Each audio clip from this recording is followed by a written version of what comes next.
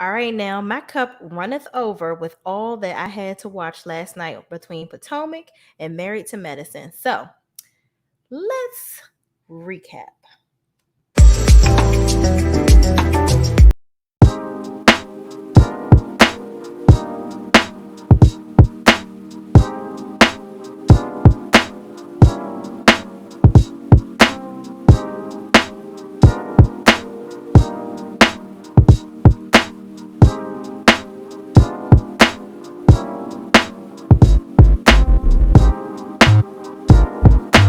6, episode 2, and Married to Medicine's part 3 of the reunion. Okay, so let's just do some housekeeping like we always do over here on the Shay Renee channel and let y'all Good know. for me. That's my opinion. Don't you get it? Why can't anybody have an opinion but you? And I yell. Do you I just want y'all to know everything I say in this video is my raggedy ass opinion, and I don't give a damn who don't like it. Okay, so now that we've cleaned that up, the episode starts from Real Housewives of Potomac with the ladies still at the table, kind of dealing with what happened in the last episode, where Karen and Giselle were going back and forth.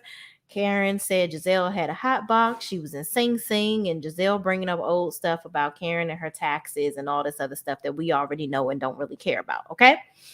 So they're squaring off, going back and forth. Karen says she's a broken whore. Giselle's a broken whore from Howard University, and so on and so forth, which was absolutely hilarious, by the way. All right. Mia chimes in and says she thinks that Giselle has a good heart, and Wendy gives her 2 cents in her confessional saying, how the hell you gonna be protecting this chick? And Karen is actually the one that brought you here.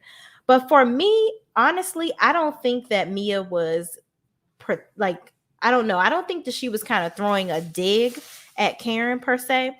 I think that Mia was trying to break up the confusion. Okay. I think she was trying to break up the confusion because it felt like they were just kind of going back and forth, and it just wasn't going anywhere. Right. So anyway, yeah, the bag. Sorry guys, my husband, he don't have no respect.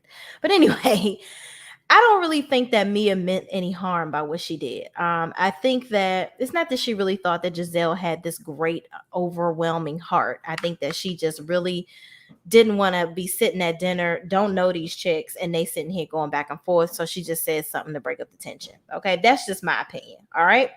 Then Robin chimes in and says that Karen is just stirring the pot and that Giselle didn't say anything wrong to her. So really, Giselle started the whole thing by saying that she can't stand Karen and all this, that, and the third. So I don't understand why Robin is even saying anything. Maybe she felt like she needed to have something to say because she always is sitting there looking like the Tin Man and never having anything to contribute to the group. So that was her way to just jump and chime in. Okay. So then Wendy continues to defend Karen from Robin, saying that, they need to deal with this one-on-one. Basically, like, Robin, mind your business. We really don't need you jumping in and saying anything. If they're going to go back and forth and they're going to talk about it, let Giselle and Karen talk about what they're going to talk about. So this just kind of rolls through. Everybody has the meal. They end up leaving, and we roll on to the next scene. So in the next scene, we get introduced to Mia's family, which I was pretty excited about. So Mia she lives in the Baltimore Inner Harbor, which I absolutely love. I went to Morgan State University, so I am a proud individual that loves the Inner Harbor. Okay, so I think that her home is really, really nice. She has 3 children, and I love seeing her interaction with her and her husband. So Mia seems to be conducting meetings, helping make breakfast with the kids. Her 3-year-old, her daughter had like a meltdown, which I can identify with, as I have a 5-year-old that does the same thing. So she's balancing between business and all of her home needs. Okay. So her husband kind of looks at her like, hey, listen, I know you got a lot going on, but should you be doing all of that while you're trying to make breakfast? So she's obviously recording for a show, trying to make breakfast with the kids, handling a meeting. So, he just kind of gave her the look, you might need to slow down kind of deal. And Mia says, listen, you were doing the same thing when you were my age too. So don't try to make it seem like it's such a big deal because it's me and not you. But honestly, I think that her husband, when he said something, I don't know if it was necessarily a hugely negative thing.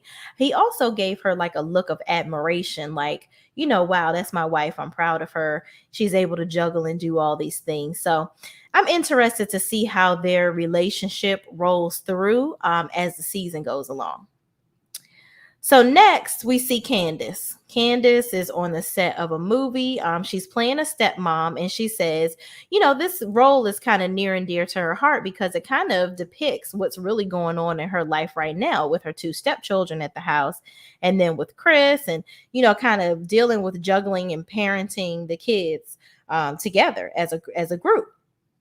And so she's basically showing how she's balancing her life with school, acting, trying to do an album, and all these different things. So she ends up FaceTiming Chris, and Chris is telling her about the album that she needs to finish and how she needs to make time to do all these things because Chris is managing her now for some reason, which I don't know how I feel about him managing her because he knows nothing about managing a acting and singing career. But, and I've seen in the past where it doesn't really work out where people's spouses are managing them. Mary J. Blige, just saying. But anyway, I digress. So basically Chris is like, listen, I know nothing. He admits, I know nothing about managing a music career, but I know a hell of a lot about managing Candace because Candace and her attitude can skyrocket and get her into a lot of trouble. Okay. So moving right along, they have this conversation on how she needs to kind of slow down and get things done, and they talk about that and move on. Okay. So in the next scene, Ashley's mom comes to visit her which I think this whole scene right here was probably a fill-in. It really didn't add much value. But, Ashley's mom comes over and Ashley's talking to her mom about baby Dean and the new baby coming. And then it's kind of a weird conversation where she starts talking to her mama about her sex life with her husband, Michael. Listen, I love my mama. I love me some my mama. I do. But I will not be talking about my 3 holes that my husband can enter and exit from on my body with my mama. Yeah, no. No, Ashley. Um we can't be talking about entering holes with our mamas. That's just, listen, we exited the most important hole from our mamas. So I don't want to hear my mama talking about my daddy entering her. So yeah, I ain't talking to my mama about my 3 holes. That kind of made me look uncomfortable watching that. But hey, that's the relationship they have. So we're gonna move right along from that. Okay. So in the next scene, Robin comes to Giselle's house. And Giselle gives her the tour of the house, which Giselle has a really, really nice house on the inside. On the inside. I don't know what's going on in the outside, but hey, curb appeal. She's going to 30 years is a long time for a loan, so she can, work that out. She has some time to make the outside look like the inside. And it really does look like, I wasn't in there, but Robin made a comment of saying that it looks like another piece of a house attached to a house, which on the outside, that's what it looked like. But I digress. Whatever. Do you, boo-boo? Giselle, that's your house. So I love how she decorated. You see where she has her bedroom. She has all the pillows. She says she's gonna christen the Gucci blanket, which I don't know how she gonna christen the blanket if the man is living in the phone, because I don't know how that's gonna work on the blankets, but whatever. So she shows her bedroom, she shows the closet and all this good stuff, and all her tacky clothes in the closet, and her shoes was real organized, and she can get her hair and her makeup done. It was real nice. It was clean. That house was real clean. Yeah, that's what that was. Okay, moving right along. So they talk about, Robin says she didn't really see a huge connection with her and Jamal because they begin to talk about her and Jamal's relationship. She was basically saying she felt like they were still kind of in their rebuilding stages. Like it was going to take them some time to connect anyway. It wasn't like a thing where they could just jump right back in. Then the pandemic hit, so it was like a lot of things were working against them from the start of their relationship. Honestly, if it was a real relationship, but allegedly, whatever. So then you see where they call Candace and get Candace on the phone. Okay. So they get Candace on the phone and they're kind of giving her a rundown of the dinner because Candace wasn't at the dinner. So they tell her about Wendy and her butt. And oh, yeah, which in the beginning, Wendy finally admits that she did get her butt done, which,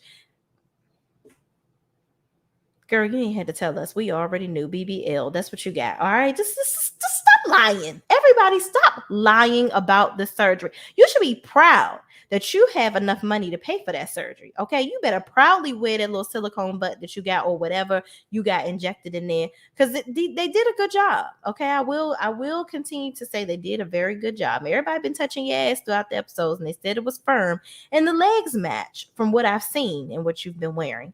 So kudos to you and your butt, Wendy. Just stop. Don't lie no more. All right. You ain't had to lie in the beginning. But anyway, moving right along. They all talk about they're giving Candace getting her up to speed on Wendy's surgeries. Then they talk about Karen talking about Giselle's hot box and talking about Ray and Karen's taxes and how they will never own a home until Ray dies. All right, Giselle, you are just, this is like a reach. You are reaching for a read. You're trying to find one. You're trying to find a good read out here, and you still can't find one. Talking about they'll never own their home until Ray dies because that's how long it's going to take them to pay their taxes off. It's basically insinuating that they don't own the home that they're in and that they're renting. Listen, I am not into counting nobody's ducats, okay?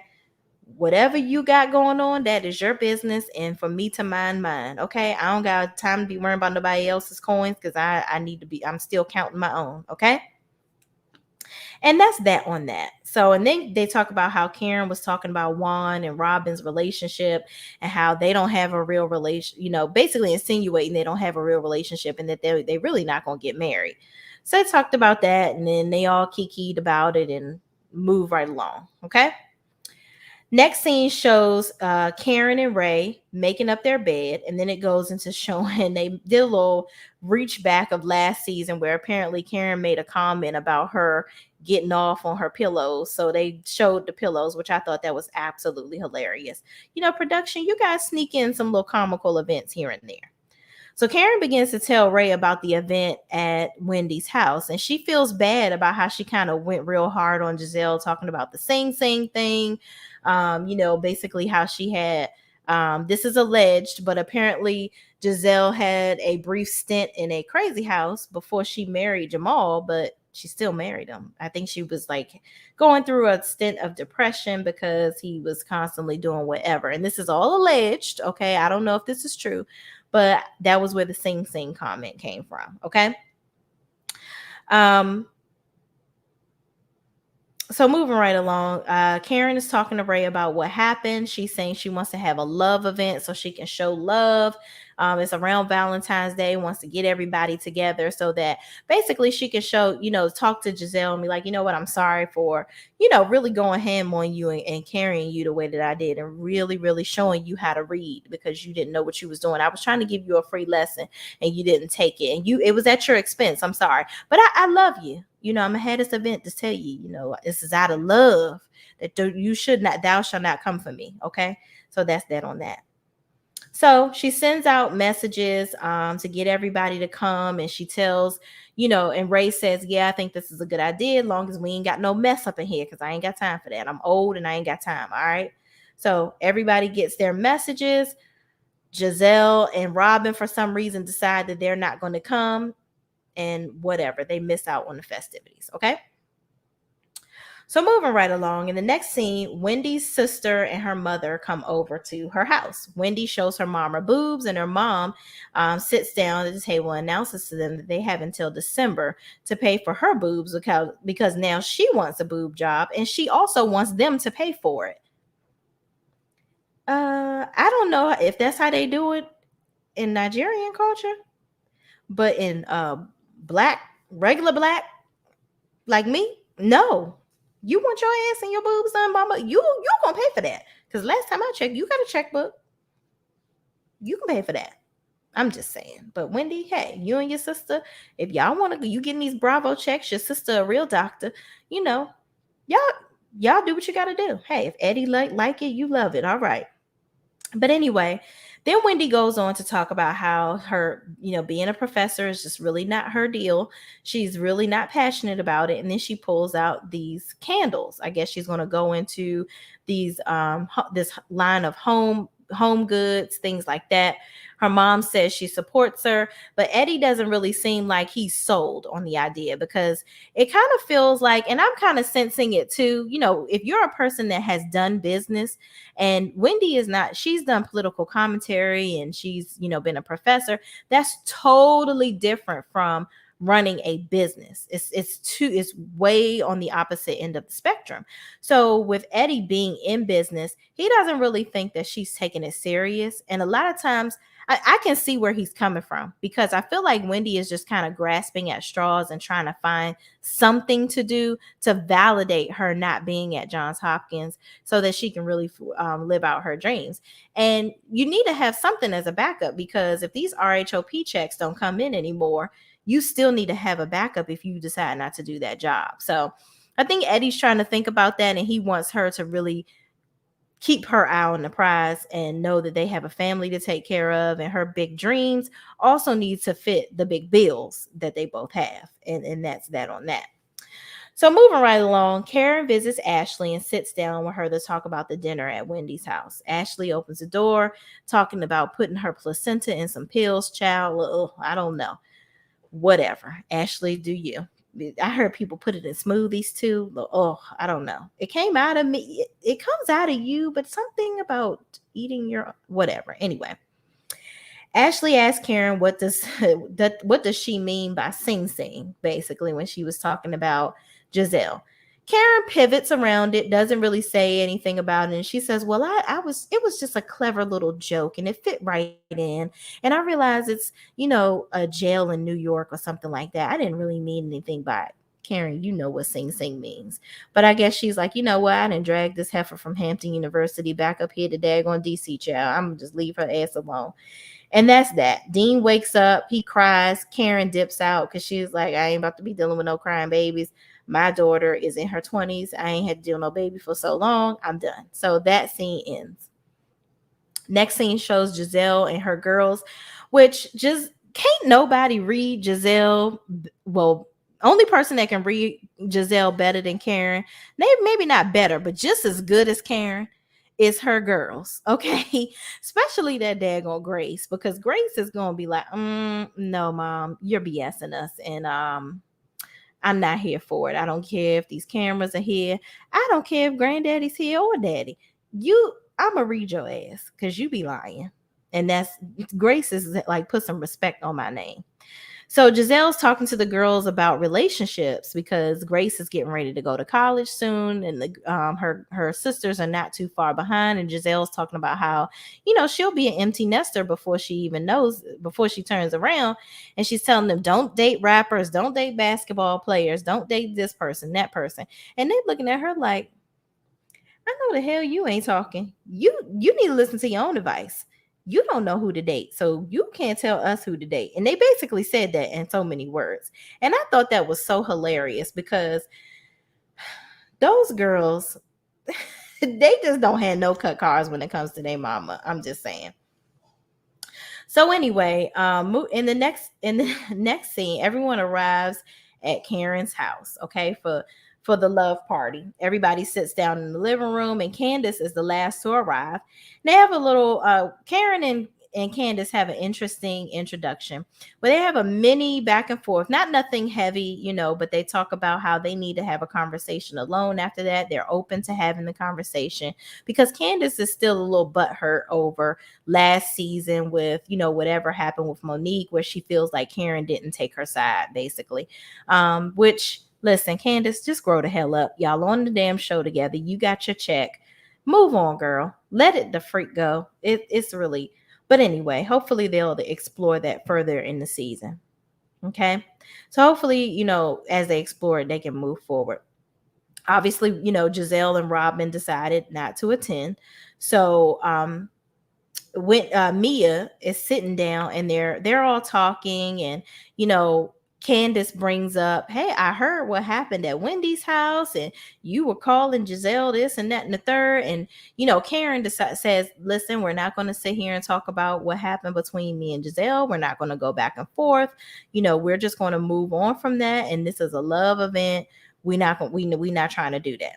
So then Wendy goes back and forth with Mia and seems to be trying to create an issue with Mia.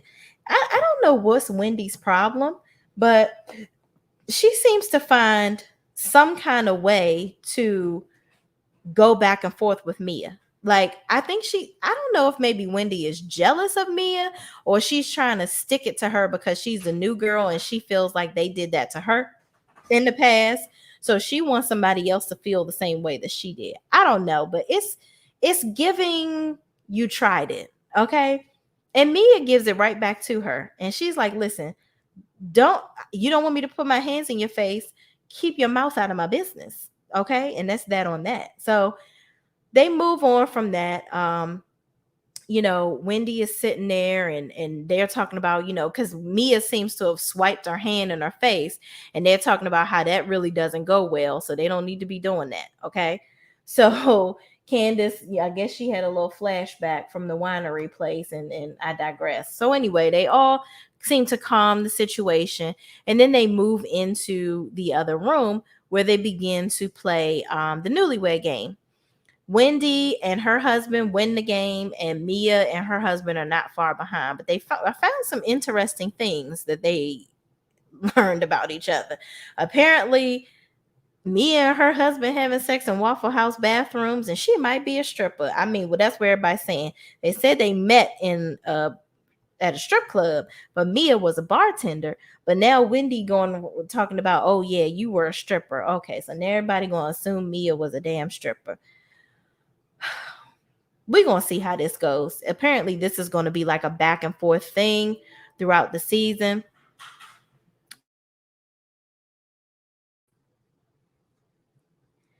All right, y'all. I don't know what happened here. My computer completely blacked out on me, but we're going to keep it going. Okay. If y'all are still watching, just keep watching. All right.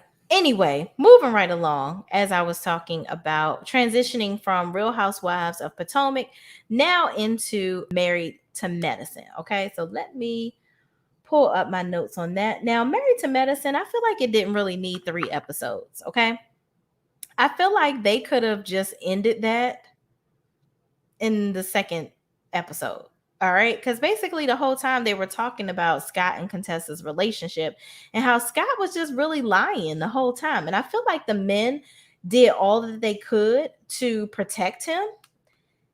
And they realized that throughout the process that it was just like, this dude is just a liar. And I don't even know.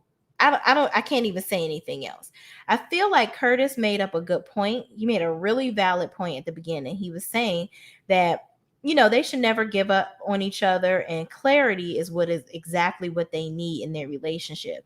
It's like Contessa doesn't say anything. Scott doesn't say enough to bring clarity to what's going on. And it leaves people to kind of come into their own conclusion of what's going on. And they can make assumptions about what they each are saying, because neither one of them can seem to bring clarity to what they need or what they want out of the relationship. And it's just really frustrating. I can imagine being in that relationship physically, that could be a problem. Okay. So they move on from Contessa and Scott for a little bit, and they begin talking about women addressing the men and vice versa. And if there's an issue or problem by way of Quad speaking about Eugene and Toya's finances. And then Curtis kind of chimes in and says, you know, if the women are constantly addressing us about things, then if you feeling froggy, jump, you're going to get it back. That's basically what he was saying. He was like, you can't keep on saying the men need to stay out of the women's business, but the women keep on jumping in the men's face. And I can agree with that, because if you are doing all this stuff and getting all up in a man's face, I don't like violence. I don't condone violence. And I know that a man is stronger than me. So I'm going to get my point across without trying to create a tussle, if that makes sense. Okay. So they address that, and Eugene kind of says that he, talks about how he didn't really like how Quad was talking about their finances. And Quad was like, listen, if you want to get in our business, I'll just buy you a skirt. And he was like, make sure it's expensive. So I guess they see each other on that one, and they move right along. Okay. Then they actually go back to Contessa and Scott's marriage. And then they talk about how, basically Scott just needs to get himself together. Somebody from Tulsa called and wrote in and said that, Scott and Contessa's marriage, basically saying that Scott needs to get himself together and just go to counseling with Contessa, because that's what she's been basically asking him to do, but he just won't go to counseling. And he says, yeah, I hear what you're saying, and we're working on that. That doesn't mean that you want to go to counseling. Okay. I don't understand Scott. I really, really don't. It is heartbreaking how silly this man is. Like, it even got to the point where they were Karen, the new girl, Anila's husband, he was basically confused. He was like, it's just a lot of talking in circles. I'm confused. And frankly, I don't even have the patience to deal with all of that. It's either say what you want to say what you mean, and move on. Find a solution. That's all I'm asking for, needing for y'all to do. I'm not trying to put my 2 cents into y'all business. I'm just saying this is what I see. And everybody pretty much agrees that Scott is full of shit. Okay. Then they go into talking about Toya, and again in their relation, the different dynamics in the relationships, how Toya and Heavenly can rebuild their relationship. Toya says actions speak louder than situations. She wants to just see how they all can interact off camera, and just really how their relationships can continue to move forward in a positive direction once the cameras go off. Okay, so I think that's really the dynamic with a lot of them. Scott and Contessa need to work on their relationship off camera and hopefully figure out some common ground between the two of them. Toya need to mind her business and stop hating on Quad. Quad don't need to worry about Toya and Eugene's finances, but I guess she ain't really worried about it. She just wants Toya to stop hating and talking about her. And then Heavenly and Simone and Jackie need to figure it all out, and all's be well in the hood with Married to Medicine. I really don't have much to say about that, because I feel like it's just a hamster wheel of stupidity. And next season, I hope Quad is full time. I hope Simone gets over the BS. All of them can be friends again, because I see on Instagram, Jackie, Heavenly, and Quad, they do things together all the time. So again, it'll be interesting to see that off-camera action that Toya is talking about, and hopefully she actually participates in it and practices what she preaches.